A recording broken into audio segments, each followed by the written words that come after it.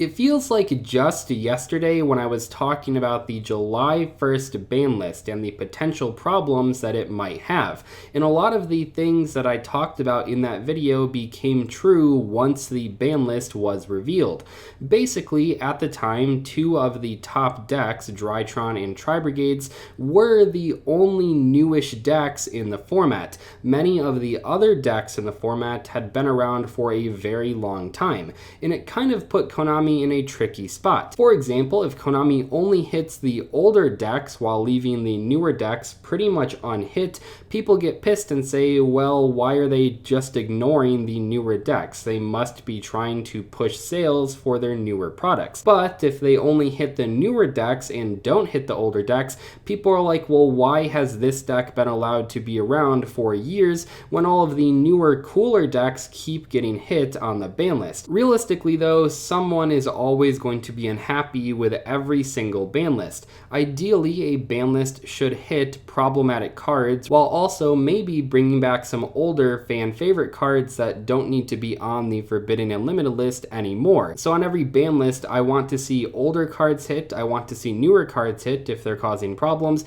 and I want older cards brought back. And on the most recent ban list in July, 2 out of those 3 things happened. Konami did hit some older problematic cards, namely in the Dragon Link deck, and they also brought back some fan favorites like Mirage Stalio and Engage. That was pretty cool, but they didn't hit Drytron at all, and the only hit to Tri-Brigade decks was Zodiac Trident, which was kind of an indirect hit, and honestly it wasn't even enough to stop players from using Zodiac Tri-Brigade decks. That variant of Tri-Brigade is still seeing played to this day. If anything, banning Trident only really affected the pure Zodiac deck because they lost one of their best turn 1 monsters. That being said, I think the format is in an okay spot right now. Tri-Brigade and Drytron are probably still a bit better than they should be, but overall the format is very diverse. We've seen a lot of cool decks topping and winning events. Yeah, there are a lot of Tri-Brigade and Drytron players out there, but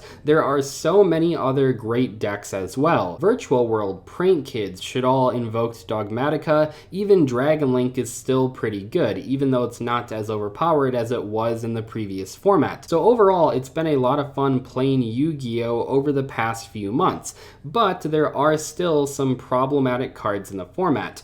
Unfortunately though, just like with the July 1st ban list, I think that this upcoming ban list does have some challenges, and I think it might result in a pretty weird list if I'm being honest.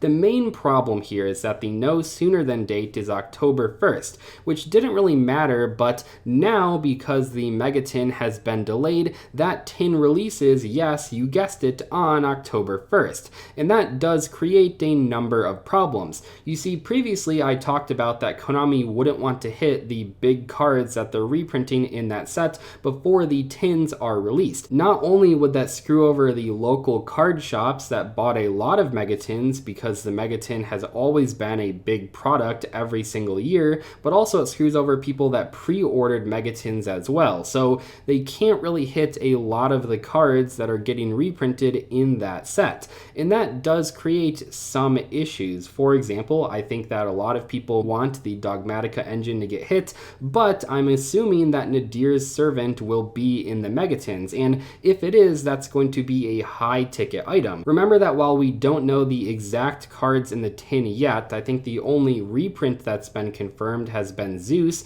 we do know a lot of the sets that will be included. It says the Mega Pack is made up of popular cards released in 2020, including cards from Ignition Assault, Eternity Code, Rise of the Duelist, Phantom Rage, and more. Now this is a good selection of sets. There are tons of meta-changing cards in those sets, and I think that we have a bunch of good reprints that are probably going to be included. So while we don't know if cards like Nadir's Servant will be in the set, because at the moment we have no confirmation, we do know that Rise of the Duelist will be in here, and that is one of the bigger engines from that pack. And I think it would be pretty cool, right? This engine has has never been budget friendly. Nadir Servant has always been super expensive, so this would be a way to give budget players a chance to play with those cards. But that also means Konami probably doesn't want to hit the Dogmatica cards on the upcoming ban list that might get revealed around the same time period as the Megatons are released. Now, Konami could do whatever the hell they want here, it's their game, but I don't think it's very likely that they'll limit a card like Nadir Servant on the same day that they release it in a Megaton. That wouldn't make a lot of sense, and people wouldn't be as excited to buy the Megaton at that point. So in my mind, there are two great options that Konami should definitely consider when it comes to this ban list.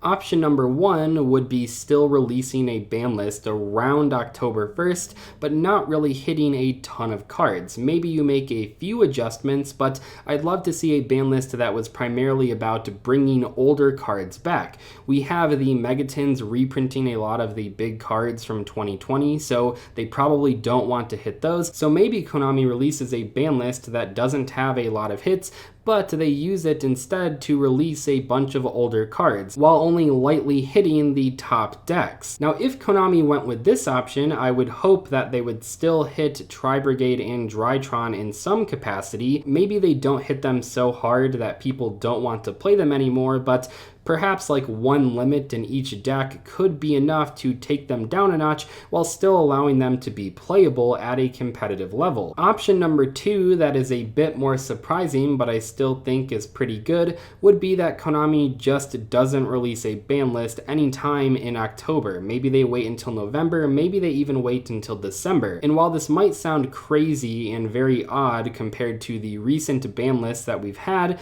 I will say that back in 2016, in August, we had a ban list, and the next ban list wasn't until the end of March in 2017. Konami did have that no sooner than date. I don't remember when it was, but it was way before March. But the meta kept naturally progressing with each release, so Konami didn't find it necessary to release a ban list that hit a bunch of top cards. Burst of Destiny is right around the corner, and that set is one of the biggest core sets we've had in a long time. There's already a bunch of great cards in there that will likely see competitive play, and that's before we know any of the world premieres or OCG imports that we get in our TCG version of that set. So while I know the community is very ban list hungry, and I'm sure people will spam Konami's social media if we don't have a new ban list revealed by October 1st, I think it might not be the worst idea ever to simply wait it out until Burst of Destiny has been released for a little while. Now, one risk with option two is that if Burst of Destiny gets delayed again, that could create a pretty awkward situation. At the moment, it gets released in early November, so they could do a December ban list,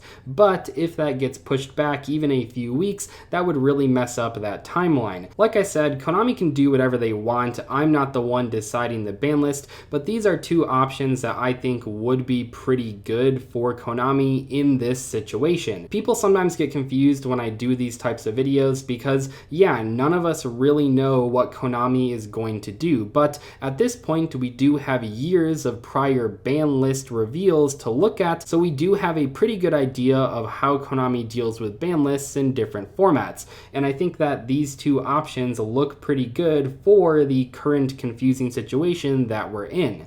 Anyway, I hope you guys enjoyed today's video. Let me know what you think Konami will do on the upcoming ban list. Do you think they'll ignore the releases and just hit a bunch of the top cards even if they do get released in the Megatons? Or do you think they'll be a bit more reserved in their hits to make sure that the Megatons sell well?